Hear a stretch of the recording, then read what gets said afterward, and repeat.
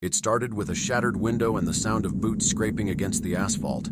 As I stood there, something yellow caught my eye, a faded, dirty bag of Lay's buried in the mud. My heart raced as I remembered seeing Amber place that same bag on the counter. The scene played out in my mind, the man dragging her lifeless body from the passenger seat, her foot knocking the bag out, unnoticed, as he dragged her toward the forest. I knew I had to find her. I followed the faint clues into the forest, 2 barely visible scrapes in the dirt where her shoes had dragged. My heart pounded as I reached a shallow grave. I started digging with my hands, afraid of what I might find. And then, I uncovered a filthy blue tarp. I knew it was her. I called the police, and within days it was confirmed. The body was Amber Wicker, a girl with black hair and big brown eyes.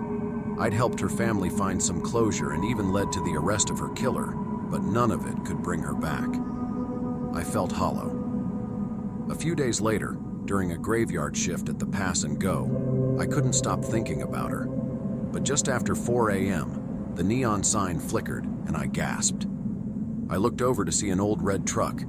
My heart froze when Amber walked into the store, alive and oblivious to her fate. She picked up a bag of Lay's and a red Gatorade just like that night. I wanted to cry as I watched her, knowing what was coming. She walked up to the counter and I tried to stay composed. I scanned her items and asked her what brought her out so late. She shrugged it off and I could barely hold it together. I wanted so badly to tell her to run, to escape, but I couldn't. This wasn't a time machine.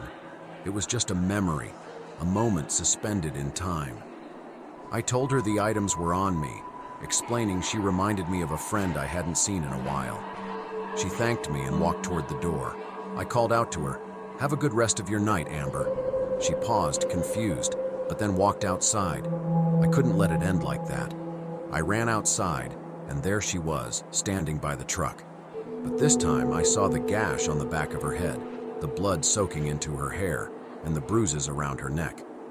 Her clothes were covered in dirt and blood, and the Lay's bag was now empty, clumped with mud. She looked at me, her big brown eyes filled with desperation and regret. "Thank you," she whispered.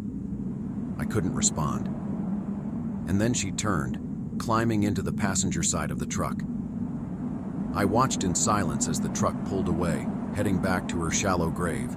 The neon sign stopped flickering, and I was left standing there alone, the weight of everything crushing me.